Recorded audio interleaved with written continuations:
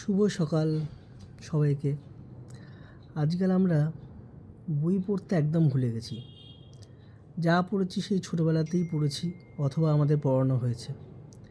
কিন্তু আমাদের বাবা মারা কতবার বলে বই পড়া কত ভালো, প্রচুর জ্ঞান পাওয়া যায়, নতুন নতুন অক্ষর শেখা যায়।